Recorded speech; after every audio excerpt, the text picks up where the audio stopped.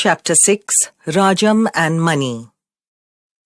Swaminathan and Mani sat aloof on the steps of river Sarayu, with their legs dangling in water. I'm going to bring Rajam here. Bundle him up and throw him into the river, said Mani. Rajam was a fresh arrival in the first A. He had sauntered into the class on the reopening day of the second term, walked up to the last bench, sat beside Mani, and felt very comfortable indeed till Mani gave him a jab in the ribs, which he returned. He had impressed the whole class on the very first day. He was a newcomer. He dressed very well and came to the school in a car. This Rajam was a rival to Mani.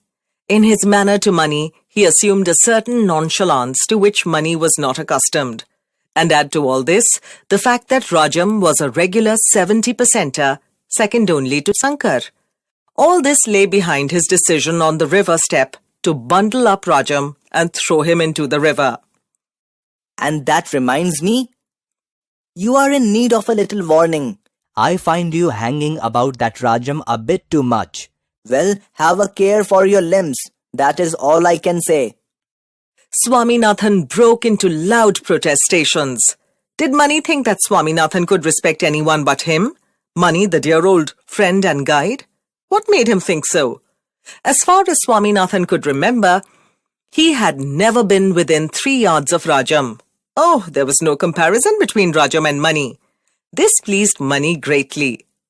Swaminathan was to act as a cord of communication between Rajam and Mani. They were sitting in the last bench with their backs against the yellow wall. Mani wrote on a piece of paper, "Are you a man?" and gave it to Swaminathan, who pushed it across to Rajam, putting on as offensive a look as possible. Rajam read it, crumpled it, and threw it away, at which Mani wrote another note, repeating the question with the addition, "You are an idiot if you don't answer this," and pushed it across. Rajam hissed into Swaminathan's face, "You idiot, don't disturb me," and crumpled the letter. Further progress was stopped. Swaminathan paid no attention to the rest of the lessons. When the work of the day was over, Swaminathan, Mani and Rajam adjourned to a secluded spot to say what was in their minds. Swaminathan stood between them and acted as the medium of communication. Mani faced Swaminathan steadily and asked, "Are you a man?" Swaminathan turned to Rajam and repeated, "Are you a man?" Rajam flared up and shouted, "Which idiot doubts it?" Swaminathan turned to Mani and said ferociously, "Which idiot doubts it?" "Have you the courage to prove that you are a man?"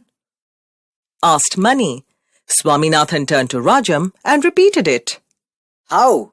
"Meet me at the river near Nalappa's grove tomorrow evening." "What for?" asked Rajam. "To see if you can break my head."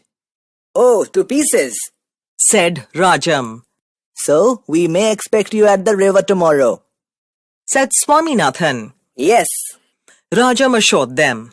Mani wanted to know if the other would come with guards. No, he would not. And Mani voiced another doubt. "If anything happens to you, will you promise to keep it out of your father's knowledge?" Rajam promised after repudiating the very suggestion that he might act otherwise. Nalappa's grove stood a few yards before them.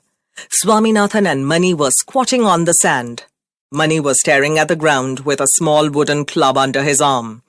Mani thought he would content himself with breaking Rajam's limbs and leaving him to his fate. If he should batter his head, who was going to find it out? Unless, of course, he cast a sly look at Swaminathan, who was blinking innocently. Unless, of course, Swaminathan informed the police. At the sound of the creaking of boots, they turned and found that Rajam had come with an air gun. He stood very stiff and said, "Here I am, ready." "You are late." "Yes. We will start." Rajam shouldered his gun and fired a shot in the air. Mani was startled. "You heard the shot?" asked Rajam. "The next is going to be into your body if you are keen upon a fight." "But this is unfair. I have no gun while you have. It was to be a hand-to-hand fight." "Then why have you brought your club?" You never said anything about it yesterday. Money hung down his head. What have I done to offend you? Asked Rajam. You called me a sneak before someone.